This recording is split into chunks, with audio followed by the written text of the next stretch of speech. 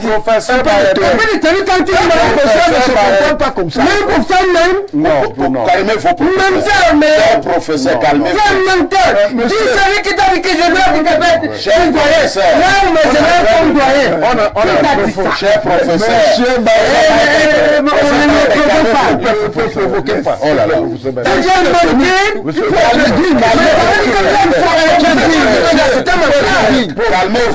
Calmez-vous, cher professeur. Il faut être dit. Sérieux. Je n'ai même pas fini. Il m'a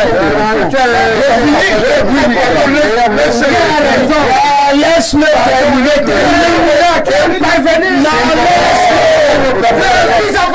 s'il vous plaît, professeur. On a fabriqué tout ça. Pas ça. C'est ça. Il dit que moi je voulais dire ça. J'ai dit ça à qui, mais ça gâte. C'est ça.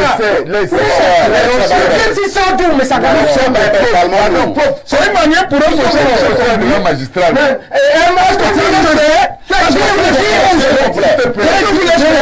Vous vous comportez comme un professeur.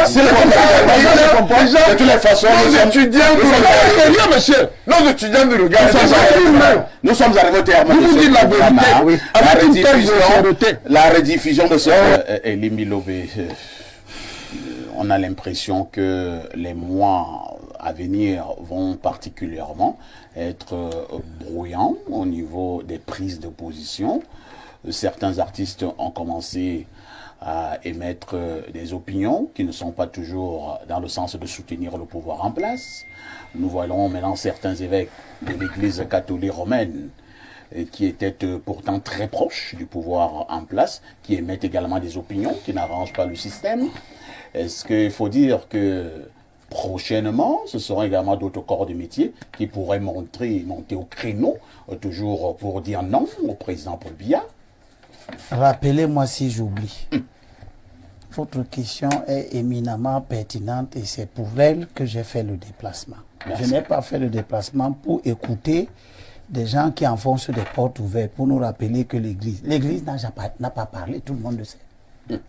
Monseigneur Cléda a parlé, il n'a pas dit que c'était l'Église. Il a donné son point de vue. Il parlait à son nom, oui.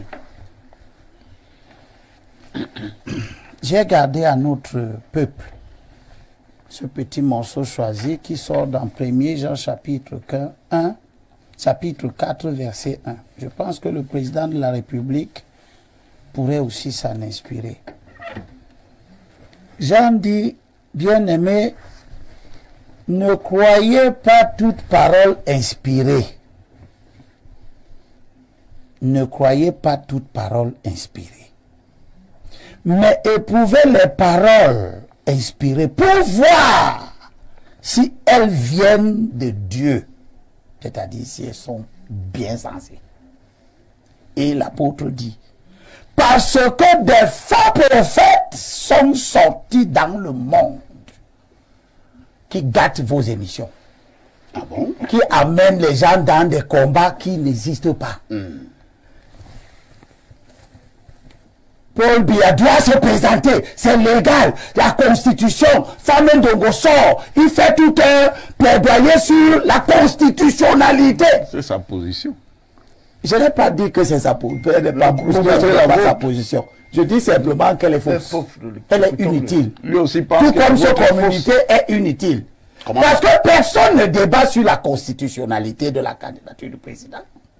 Vous avez entendu qui débattre de ça? Personne. Vous avez entendu qui débattre de la légalité? La légalité d'une candidature, c'est 35 ans au moins, résider au Cameroun pendant terminé. Il n'y a pas beaucoup de choses. Terminé, c'est ça la légalité. De cette loi civique, nous sommes d'accord. Mais au Cameroun, la Constitution, le code électoral permettent même à un fou d'être candidat. Ah bon? Bien sûr. Il n'y a pas un dossier mental. Il n'y a pas dans le dossier de candidature un certificat médical, un rapport sur la santé mentale, sur la santé physique, sur les aptitudes intellectuelles. Ça ne veut pas dire qu'on peut aussi admettre un fou. Cela veut donc dire que le constituant et le législateur ont laissé la latitude au peuple d'apprécier au-delà des critères de légalité. C'est ça qu'on appelle le bon sens. C'est ça le bon sens. C'est le peuple qui choisit les S'il vous candidats. plaît, moi j'ai écouté tout le monde. Je souhaite aussi qu'on m'écoute pendant au moins 10 minutes. Non, pas 10 minutes. Il va rester 2 minutes. Non, ce qu'il dit, Il a dit que pendant 10 minutes, il nous a dit. Donc, C'est pour la beauté de l'émission. Ce qu'il dit est très intéressant. au-delà de la légalité, qui n'a posé problème à personne, mais dans laquelle un certain nombre d'IREAC du RDPC et du régime essayent d'embarquer les gens dans le but de distraire, de divertir, d'amener les gens dans des fausses pistes. Le débat, c'est le bon sens. Est-ce que c'est bien sensé que toi qui es mon grand-père, que le président qui est le grand-père de certains que je vois sur la télévision, il est mon père. Mon père est né en 24. Le président est né en 33. Ma mère même qui m'a accouché est née en 34. Donc Le président est mon père. Il est le grand-père de certains que je vois sur les plateaux. Moi, il est mon télévisés. grand-père. Moi, il est mon grand. Le président a commencé à construire les routes, à s'occuper de nous. Il avait 40 ans. Il est devenu premier ministre à quel âge? Il est devenu premier ministre En 75. En 75, il avait quel âge? 42 ans. 42 ans. 42 ans, oui. Le président s'occupait déjà de nous. De nos soucis. Des écoles là où toi tu as fréquenté, c'est le président qui a veillé à ce que ces écoles soient construites. Le président a 92 ans. Les gens qui ont travaillé avec lui 40 ans durant, ils ne sont pas capables de dire au président, nous allons continuer ton travail. Ils nous montrent publiquement qu'ils n'ont rien appris de lui. Ils nous montrent publiquement qu'ils ne sont pas capables de poursuivre l'œuvre du président. Au point qu'ils lui demandent de rester là, éventuellement de mourir de travail. Ça, ce n'est pas conforme à nos valeurs. C'est ça. Dans nos valeurs sociétales, ceux qui nous ont précédés nous préparent à les remplacer. Et lorsqu'ils sont entrés dans l'âge du patriarcat, Il commence à nous céder des portions ils de leur les pouvoir. permettent et laissent qu'on s'occupe d'eux jusqu'à leur dernier jour. C'est l'inverse qui est en train de se produire. Et ce sont un petit groupuscule de dragonneurs à qui j'ai gardé cet autre morceau choisi. Et c'est le roi Salomon qui parle. Mais là, il parle au président Biya. Il Qu'est-ce que dit, Salomon dit à Biya? dans Proverbe chapitre 26, verset 28,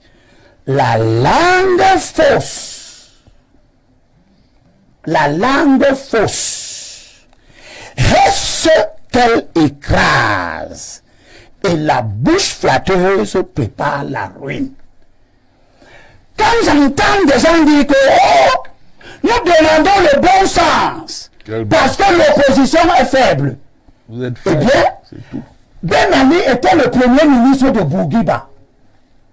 Pourquoi a-t-il fait un coup d'État alors qu'il pouvait aller aux élections contre Bourguiba? Parce que le système ne permettait pas que tous ceux qui pouvaient se présenter contre Bourguiba aient la latitude, la sécurité et la certitude que le jeu électoral est normal. Vous allez Après, ça a donné un coup d'État. Par tous les régimes totalitaires que j'ai cités ici, qui ont fini dans des coups d'État, c'est précisément parce que il n'était pas question de compétition. Il n'était donc pas question de faiblesse de certains compétiteurs. Il était question de système qui ne permet à personne de s'exprimer. Et le souci des évêques, de quelques évêques, je suis venu ici aujourd'hui pour leur dire, n'ayez peur de rien. Vous êtes des consciences morales. Et parce que vous êtes des consciences morales, vous avez le devoir impérieux de veiller à ce que ce qui se passe dans la société reste conforme à l'ordre moral. Je n'invite pas que les évêques à prendre la parole. Je te félicite.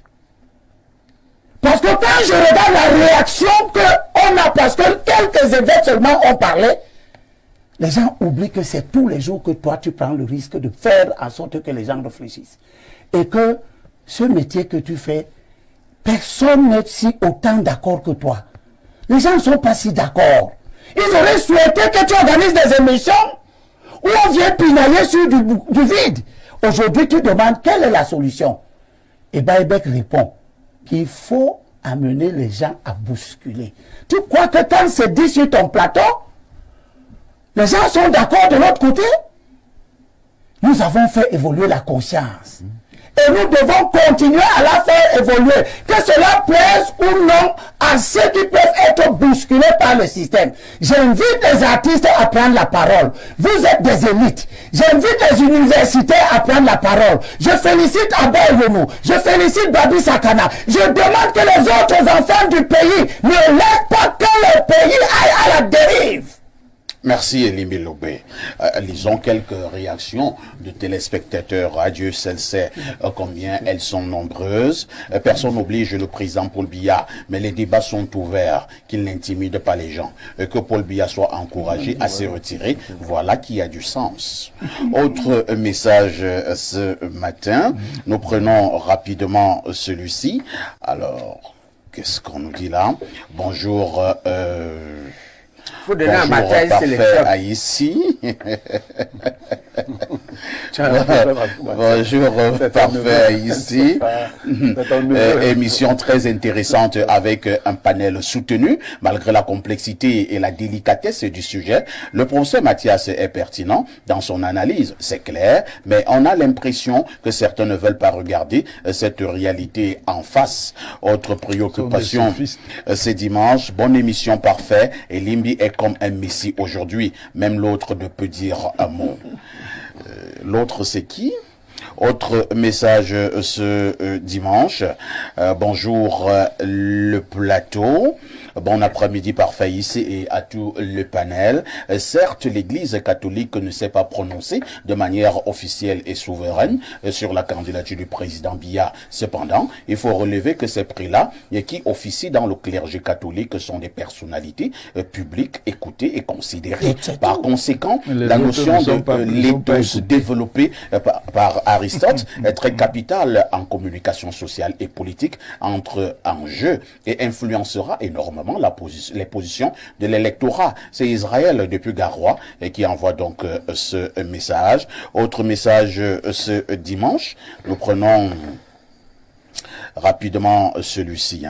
Merci. Salut, vraiment, je suis fier de mon père, le professeur Baïbek. Je trouve que les évêques ont les mêmes droits que tous les autres citoyens. Je vois pas pourquoi ça crée une polémique.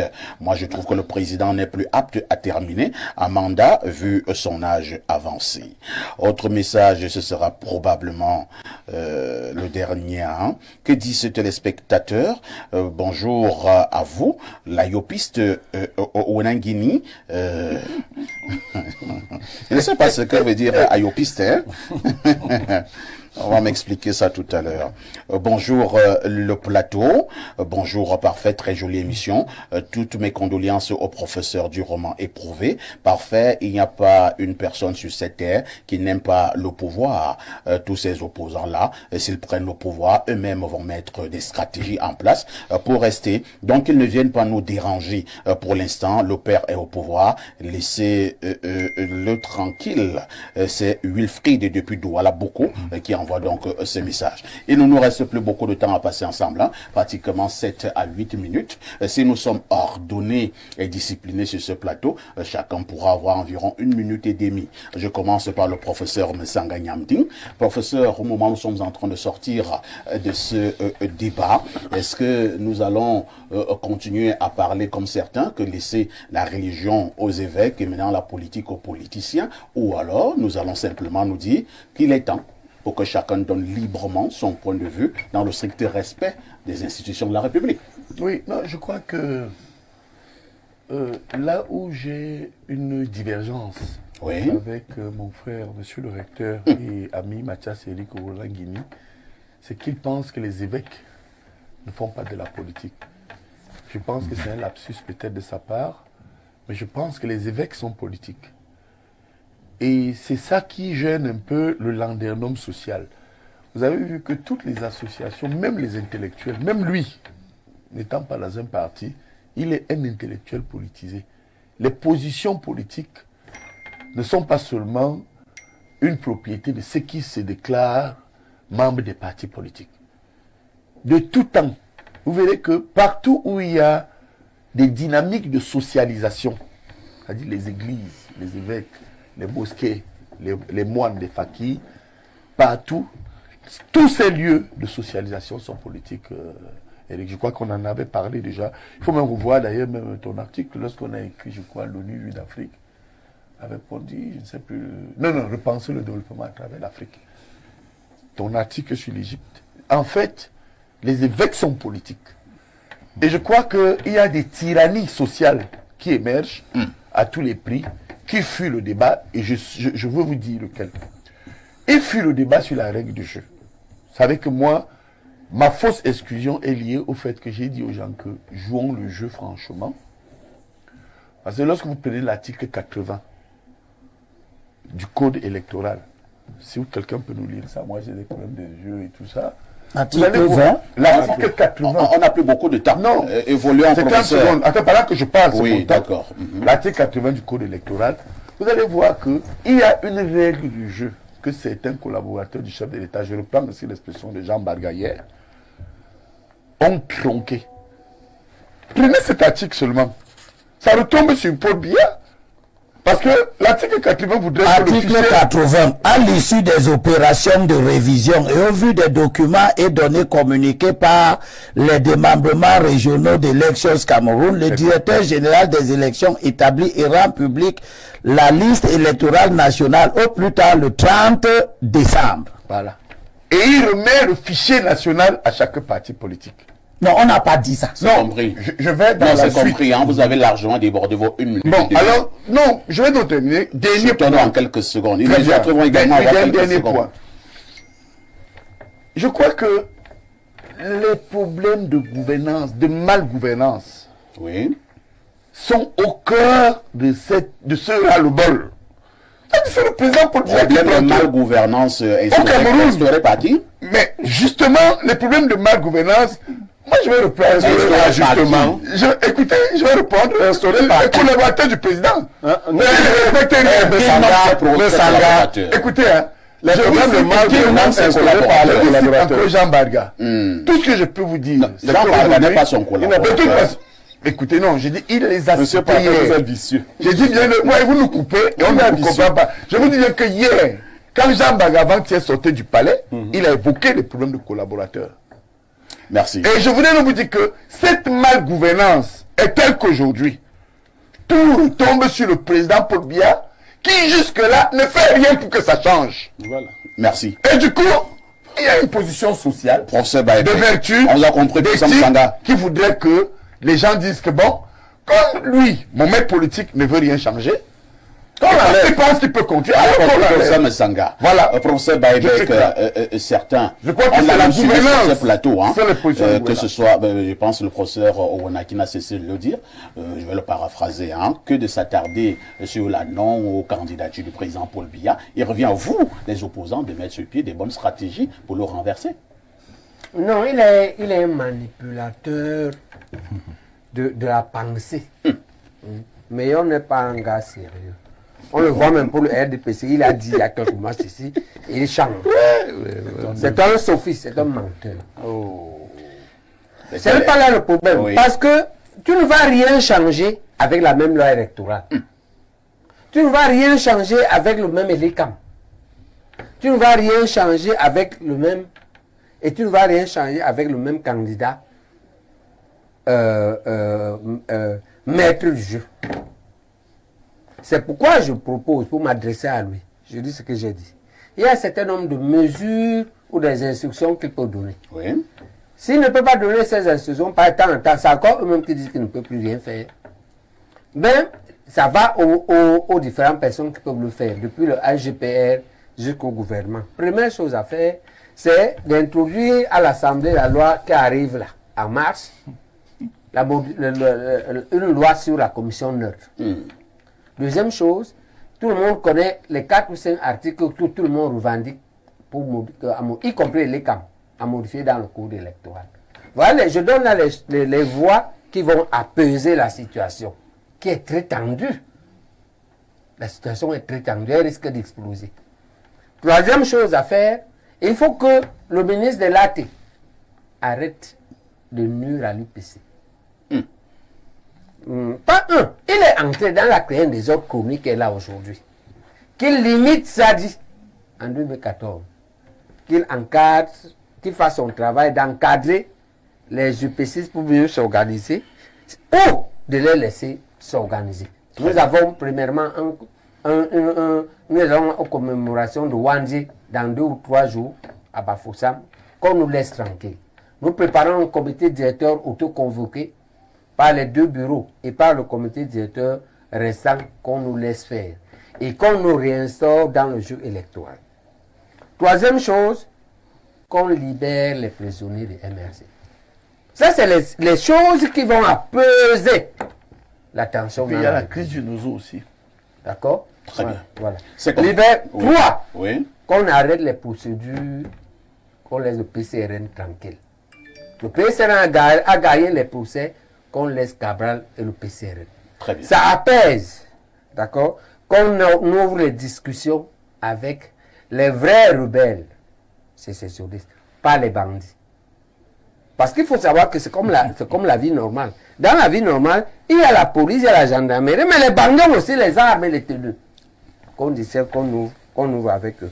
Qu'on ouvre la discussion avec la base. Messanga a commencé, qu'on encourage Messanga. Avec la basse? Messanga était voir la base en France. Oui. J'ai vu la base. Et qu'est-ce qu'il vous a dit?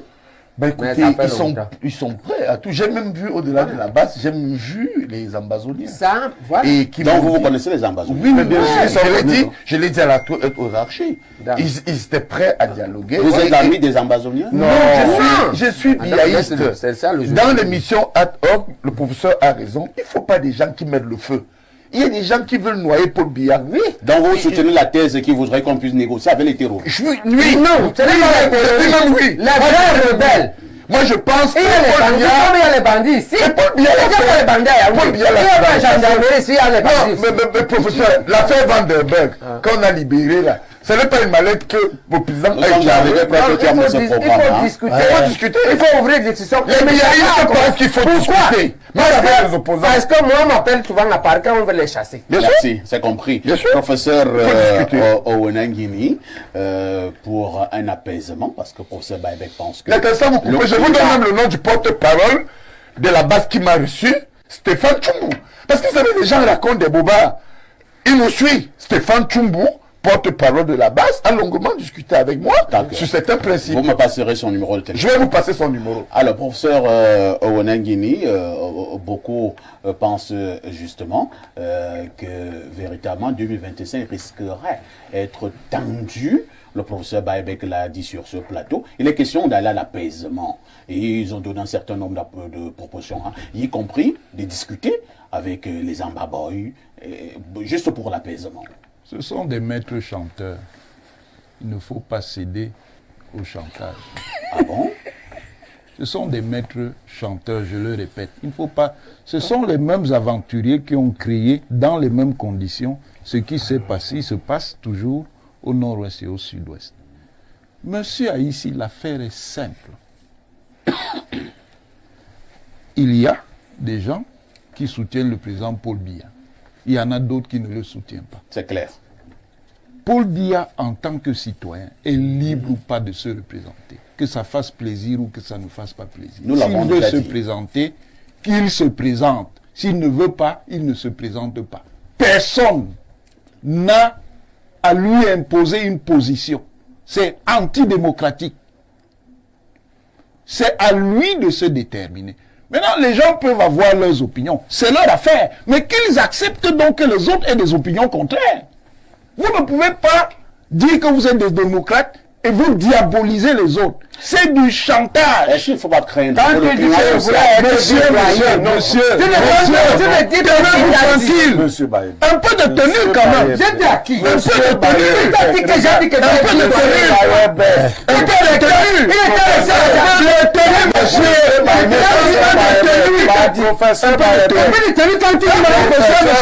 pas comme ça. Même pour faire même. Non, calmez-vous. Même professeur, calmez-vous. Tu savais qui t'a dit que je dois vous faire. Cher professeur. Non, mais c'est là qu'on doit. Cher professeur. Monsieur On ne provoque pas. Oh là là. Tu viens de me dire.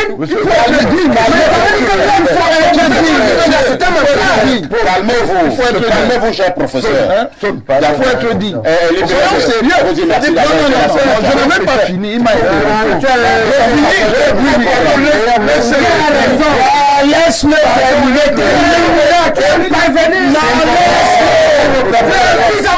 s'il vous plaît, professeur. On a fabriqué ça. C'est pas ça. Il dit que moi je voulais vivre de j'ai dit ça à qui, mais ça gâte. C'est ça. Même si ça doux, mais ça gâte. C'est une manière pour eux de magistrat.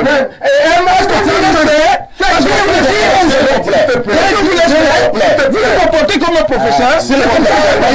De toutes les façons, Nos étudiants nous regardent. Nous sommes arrivés au terme. Vous dites la vérité.